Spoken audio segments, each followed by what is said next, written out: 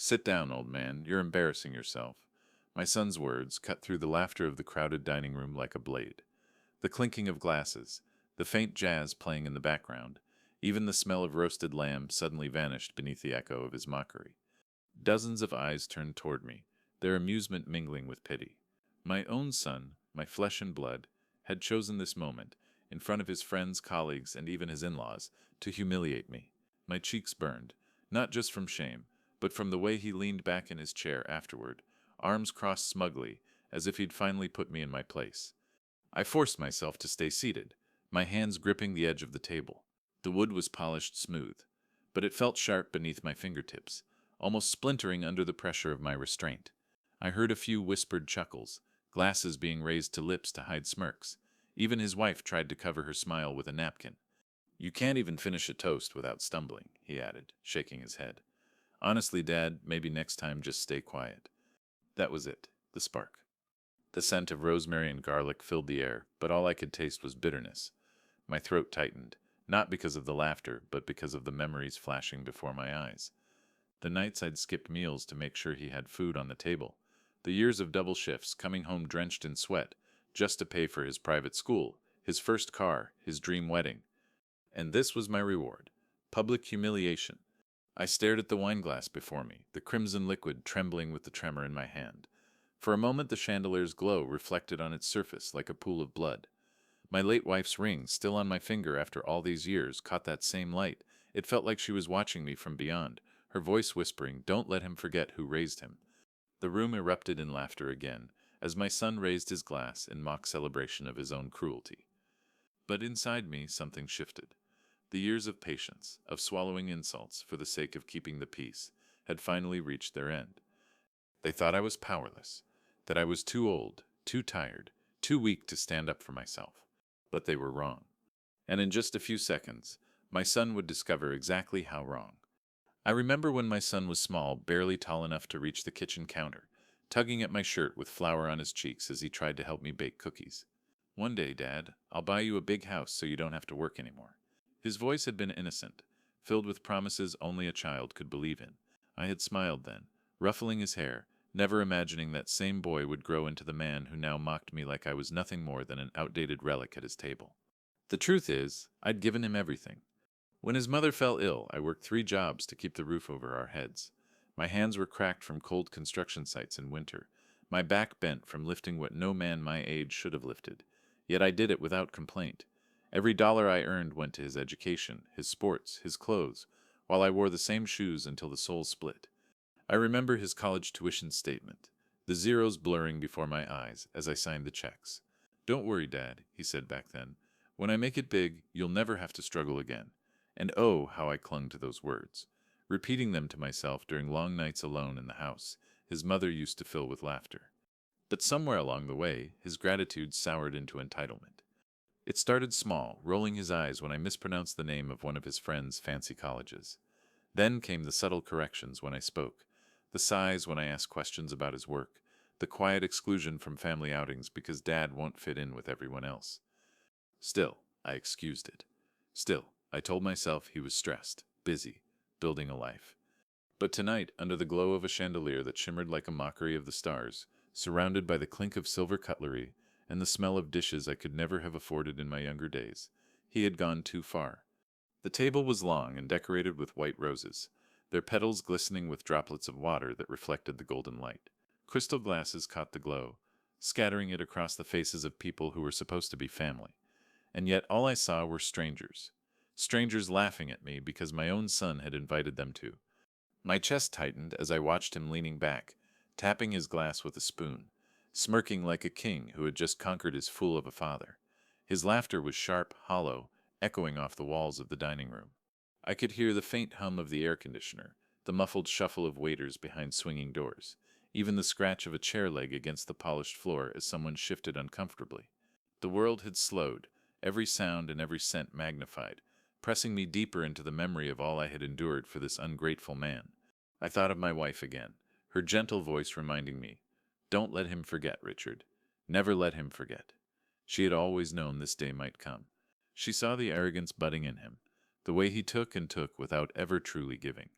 But I had been blind, blinded by love, by hope.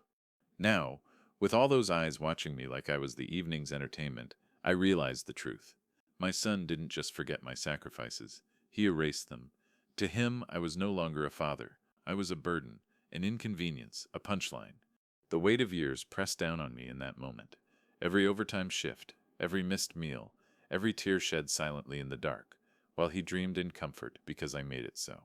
My heart thudded in my chest, slow and heavy, like a drum calling me to action. I lifted my eyes to his, locking onto his smug grin. My fingers brushed against my wedding ring again, the cool metal grounding me. It wasn't just about me anymore. It was about her, about every promise I made to protect the dignity of this family. My son thought this was his victory, that he had silenced me. But what he didn't know was that tonight was not his triumph. Tonight was the beginning of his reckoning. "Stand up, Dad. Show them your famous speech," my son said suddenly, his tone dripping with sarcasm. His friends cheered, some clapping mockingly, others raising their glasses as if I were some clown hired for their amusement. The room tilted for a second, or maybe it was just me. My hand tightened around the table edge as I rose slowly, every joint aching yet steady. I cleared my throat, ready to speak, ready to reclaim even a fragment of dignity. But then it happened. He laughed, loud, cruel, a laughter that stabbed through my chest like glass shards. "See," he told the others, motioning toward me with a theatrical sweep of his hand. "He can't even stand without wobbling. My father, the great provider, reduced to this." The words struck harder than any blow could. My vision blurred not from weakness, but from fury boiling beneath my skin. The chandelier's glow blurred into streaks of gold as my eyes locked on his smug expression. That was the moment something inside me broke and reformed. It wasn't humiliation anymore. It was clarity. Pure, cold clarity. I lowered myself back into the chair, not because I was defeated, but because I understood this was not the place to retaliate. Not yet. My son had given me something far more powerful than insult. He had revealed his arrogance, his blind spot. He believed I was powerless. He believed I was finished. And that would be his undoing. I glanced around the room, memorizing the faces. Every witness to this humiliation would also become a witness to what would come after. My son thought tonight was his stage. He had no idea he had just set mine. The scent of roasted lamb mingled with the sharpness of red wine. But to me, it smelled like betrayal. I tapped my finger against the glass. Each strike steady, measured. I could feel my wife's presence again, her voice whispering from the shadows of memory. "Don't let him erase you." I wouldn't. The conversation around the table resumed, hesitant at first, then louder as they tried to shake off the awkwardness of the scene. My son, emboldened, leaned back again, smugness dripping from every gesture. He thought the show was over. But in that silence inside me, I made a promise. I would take from him what he valued most, not with anger, not with shouting, but with patience. Calculated, deliberate patience. I had spent decades building him up, financing his dreams, carrying his weight, and now I would let him discover what it felt like when the foundation crumbled beneath his feet. The air conditioner hummed overhead. Glasses clinked. My son raised his wine again, and I smiled. Not the smile of a broken man, but the smile of someone who had just chosen his battlefield. That night, as laughter echoed and music swelled, a quiet line was drawn inside me. There was no going back. That night, when the laughter and music had faded into silence, I lay awake in my bed staring at the ceiling. The glow of the street lamp outside painted faint orange lines across the cracked plaster, and every creak of the old house seemed louder in the dark. My son's words replayed over and over, each syllable sharper than the last. "Sit down, old man. You're embarrassing yourself." But as much as fury pulsed in my veins, another voice rose inside me, a quieter one, the voice of doubt. Was I really prepared to turn against my own son? The boy I had once carried on my shoulders through summer fairs, who had fallen asleep in the back seat while I drove us home from late baseball games, whose tears I had wiped the day his mother passed away. A part of me whispered, "Let it go. He's just arrogant, just blinded by success. Maybe one day he'll realize how cruel he's been.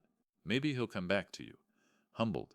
But then I remembered the faces at that table, the smirks, the laughter, the pitying eyes. That was not just a careless mistake. It was deliberate. He had chosen to cut me down in front of everyone, to prove I was beneath him. The ceiling above seemed to press down on me. My chest ached, not from age, but from the weight of betrayal. I turned to the nightstand where her photo stood. My wife, smiling gently, her eyes full of the warmth I had lived for.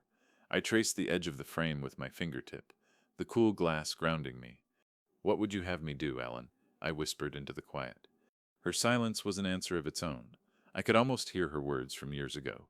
"Don't let him forget." The doubt twisted in my stomach. He was my son, my blood. Was I truly willing to bring him to his knees?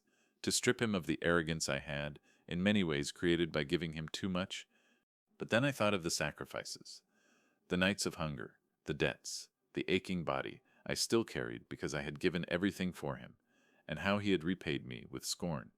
My hand curled into a fist against the blanket. The house was silent, but inside me a storm raged. No, I wasn't destroying my son. I was saving the memory of who I had been. The man who had given, who had loved, who had built everything from nothing. If I let this pass, if I accepted humiliation, then everything I had ever done would be meaningless. My doubt melted into resolve. The conflict inside me quieted. I sat up, the mattress springs groaning under my weight, and whispered into the empty room. "It ends now." Before I tell you what I did next, I want to ask you something. Have you ever been humiliated by someone you love? Not by a stranger, not by an enemy, but by the very person who should have stood by your side. That kind of betrayal cuts deeper than anything else. What would you have done in my place? Stayed silent, hoping they would one day regret it, or taken matters into your own hands, making sure they never forgot what they did? Tell me in the comments, I want to know. And if you're still with me, make sure you stay until the end, because the way I turned the tables on my son left the entire room in stunned silence. The next morning, I woke before sunrise. The house was quiet, filled with the faint ticking of the old clock on the mantel and the distant hum of the refrigerator. But inside my chest, my heart beat loud, steady, like a war drum. I walked into the kitchen and set a cup of coffee on the table. Steam curled upward, carrying the bitter aroma that filled the room. As I sipped, my eyes fell on the folder I had pulled out the night before. Bank statements, old receipts, documents I hadn't touched in years but had kept, carefully filed, as if waiting for this very moment. Every sacrifice was recorded there in black and white: tuition payments, down payments, car loans, checks with my signature scrawled across them. Each page was a reminder of how I had carried him, and each page, I realized, was also a weapon. The humiliation from last night clung to me like smoke. I could still hear the laughter, still see his smug grin as he paraded me like a fool in front of his friends. My stomach tightened, my jaw ached from the grinding of my teeth. But anger alone wasn't enough. Anger burns hot and quick, leaving nothing behind. No, I needed something colder, precise, calculated. I pulled my chair closer to the table and began making a list. One column titled "What I Gave," another "What He Thinks He Owns." The first column filled quickly: $42,000 for college, $18,000 for his wedding, $25,000 to bail him out of debt when he and his wife overspent, countless monthly payments for their mortgage, utilities, even groceries during the years he claimed he was getting on his feet. The second column was simpler: the house he lived in, the car he drove, the business he bragged about as if he built it alone. But I knew the truth.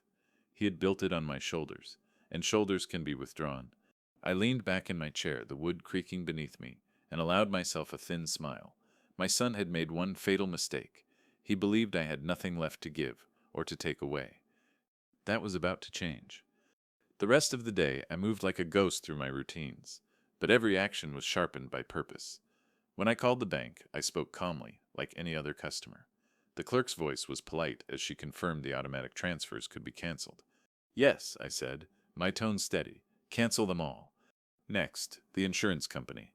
My voice didn't waver as I removed his name from my policy, ending years of coverage I had quietly paid for. Then the credit cards. One by one, I stripped away his access, his lifelines. Each call ended with a confirmation number, each number a stone in the foundation of my revenge. By evening, my desk was covered with papers. Canceled payments, closed accounts, updated records. My son thought he had silenced me with laughter, but my pen was louder than his mockery. I sat back, letting the day's work wash over me. My hands were steady, my breathing calm. For the first time in years, I felt free. Yet, as the sun dipped below the horizon, shadows filling the house, a thought crept in. This was only the beginning. He had stripped me of dignity in public. My answer would have to be just as visible, just as unforgettable. And so, as darkness settled, I made another list. One not of payments or debts, but of opportunities. The dinner party was not the last time he would gather people to admire him. He lived for attention, and that weakness would be my stage. I closed the folder and placed my wife's photo on top of it.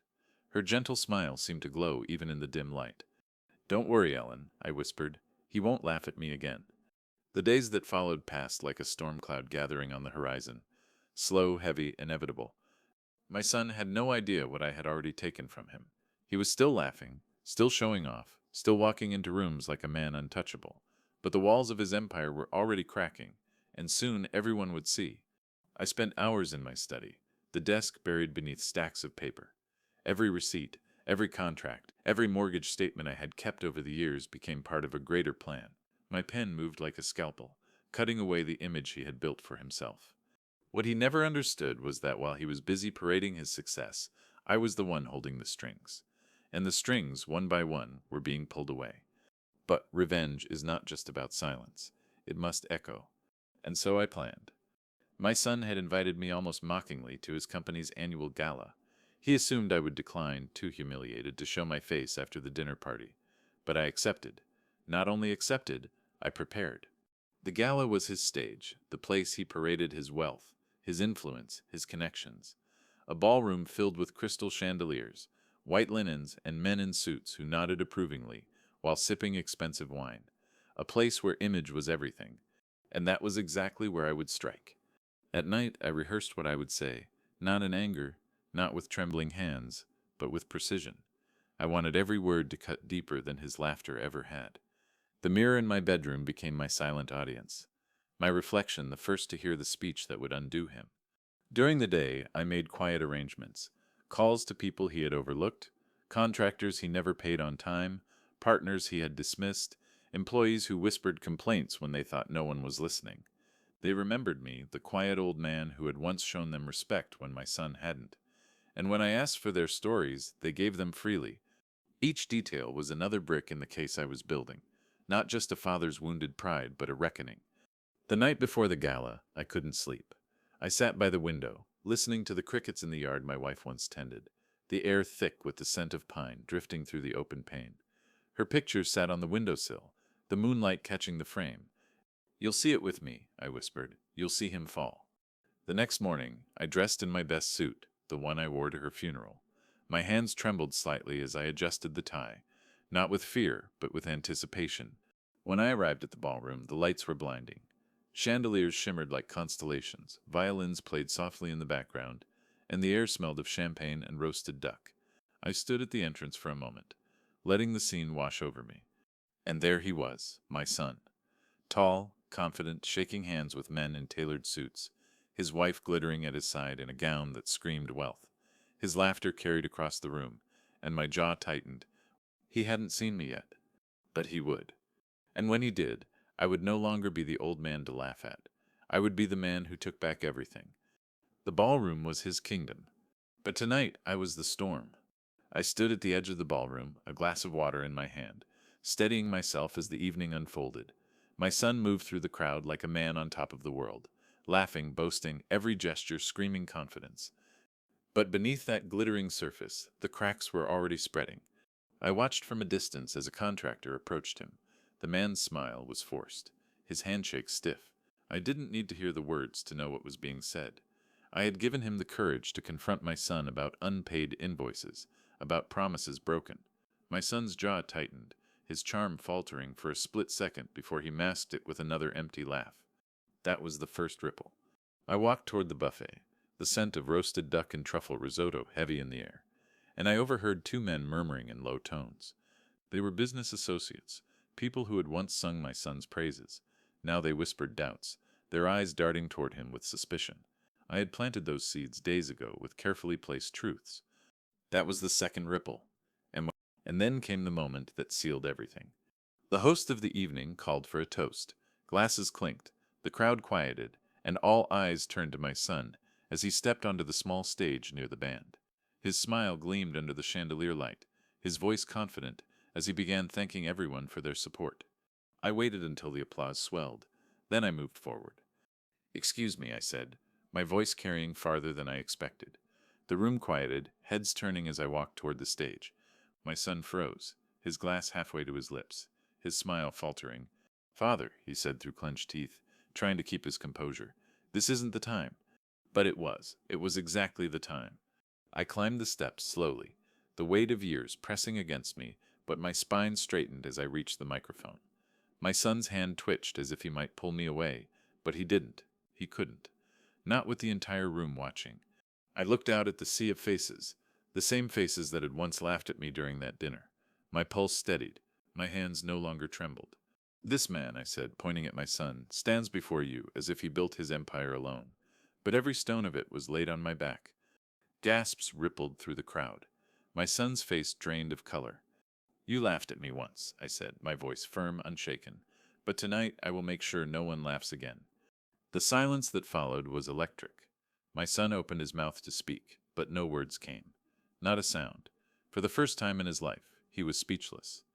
And that was the moment I knew. There was no turning back. The storm had begun.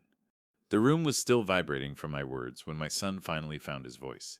He let out a forced laugh, one that cracked at the edges.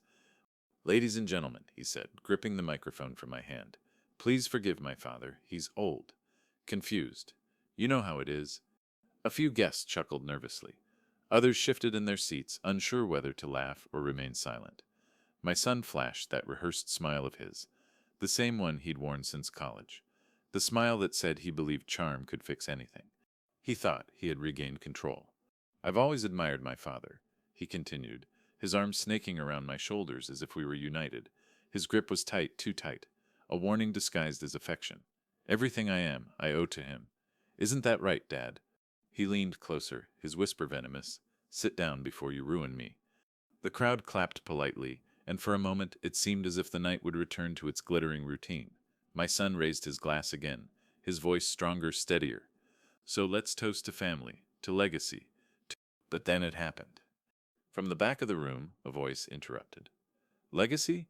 It was one of the contractors I had spoken to days earlier, his face flushed with indignation. "Is that what you call it, when you don't pay the men who build your projects?"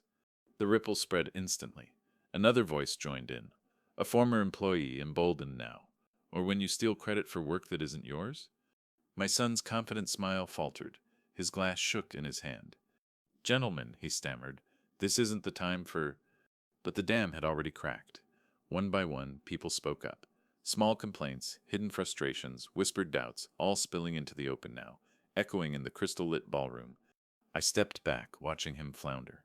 For a brief moment, he managed to raise his hands, calming the storm. "Please, please," he said, his voice almost pleading. "There are misunderstandings here. Nothing that cannot be resolved. You know me. You trust me." And for a heartbeat, it looked as though he might actually salvage it.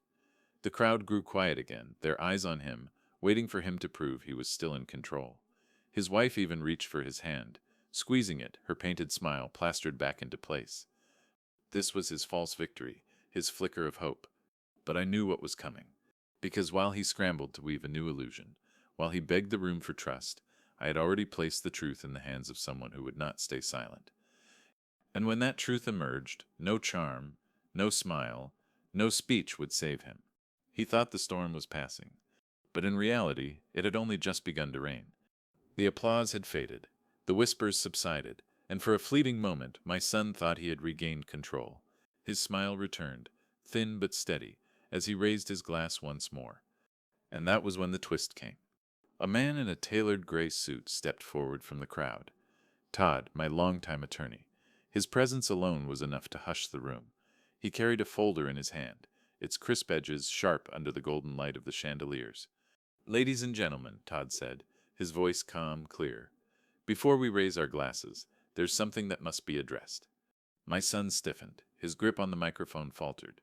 "This isn't the time, Todd," he muttered through clenched teeth, his polished confidence slipping. But Todd ignored him.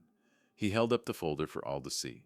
"For months I've been reviewing documents, financial records, property deeds, and tonight seems as good a time as any to clarify a few misconceptions." A murmur swept across the ballroom. My son's eyes darted to me, wide now, fear creeping into the cracks of his arrogance. "These," Todd continued, opening the folder, "are the records of who truly funded this man's so-called empire. Every tuition payment, every down payment, every loan co-signed not by him but by his father. He pointed directly at me. Gasps filled the room. The glittering illusion my son had crafted began to shatter, piece by piece. Todd's voice cut through the chaos like a blade.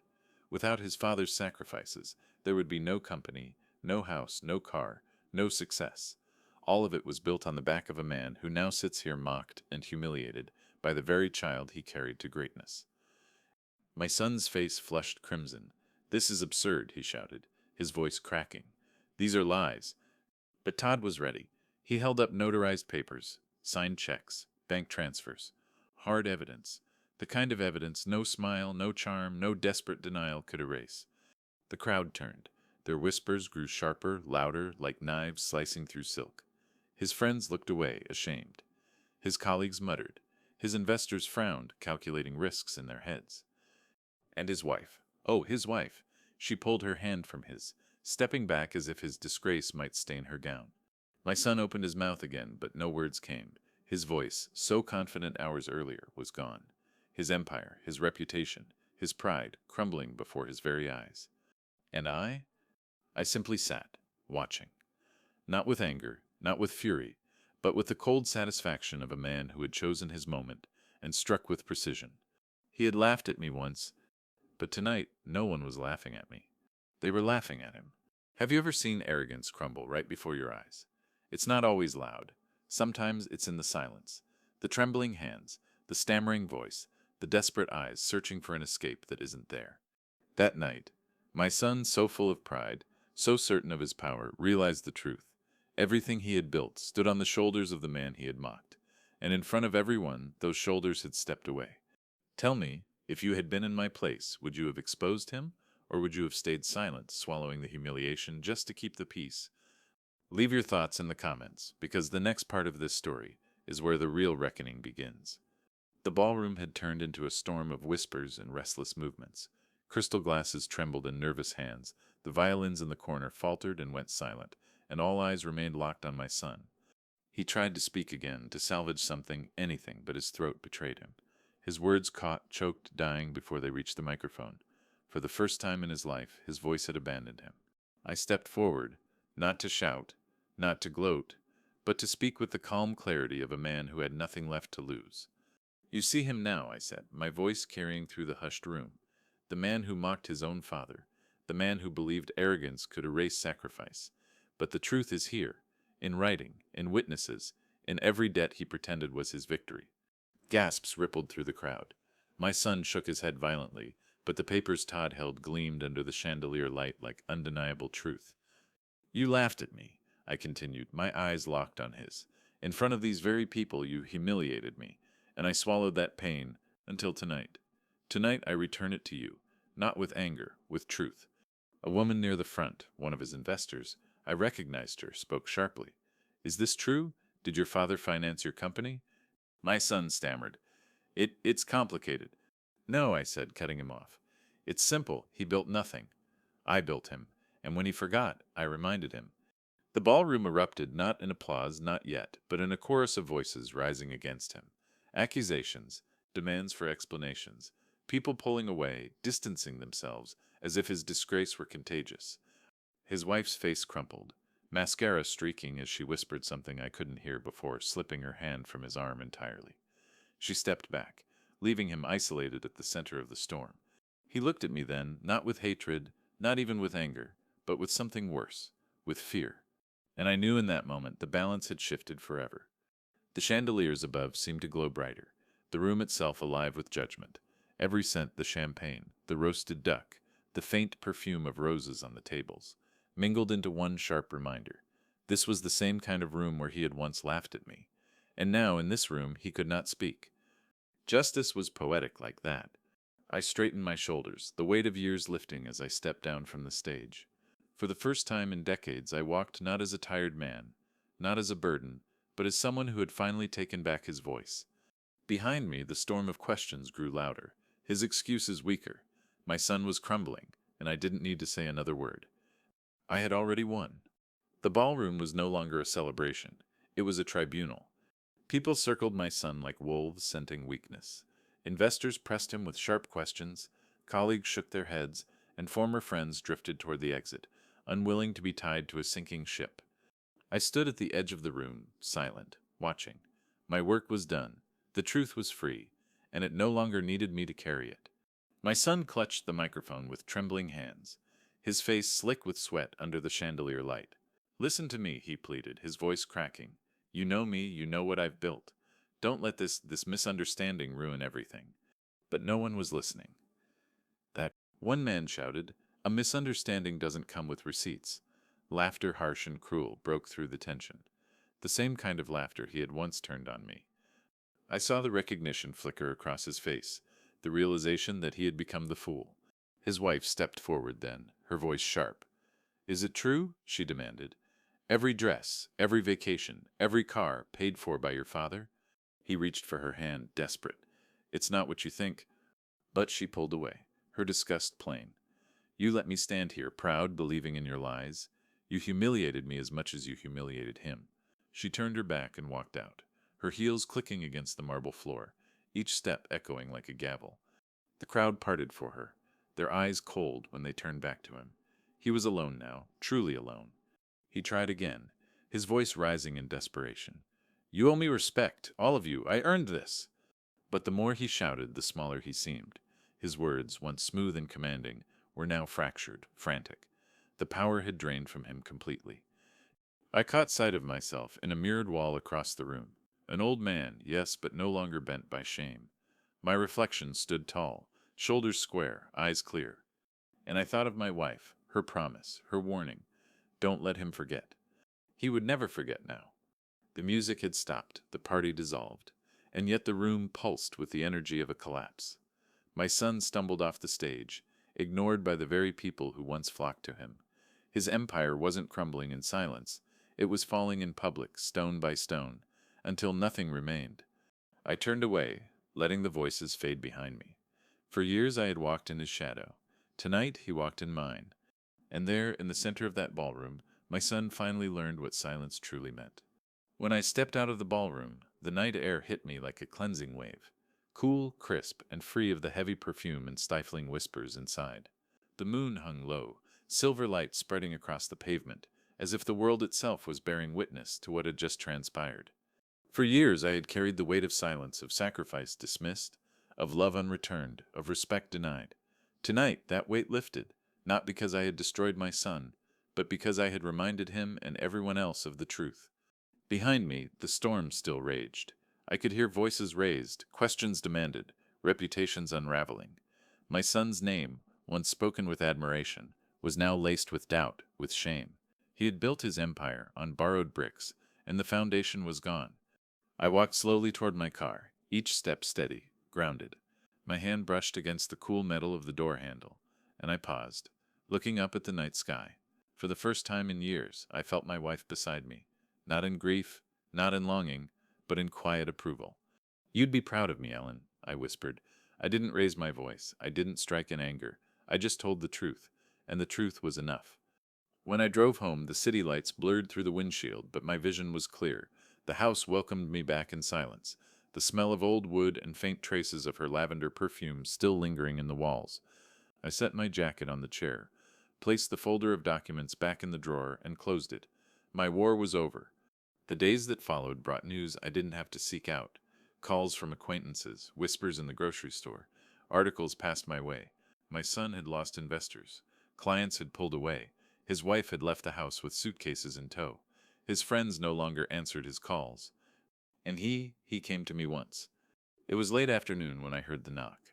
I opened the door to find him standing there, disheveled, eyes hollow. For a moment I saw not the arrogant man who mocked me, but the boy I once carried on my shoulders. "Dad," he whispered, his voice breaking, "I don't know what to do." The silence stretched between us.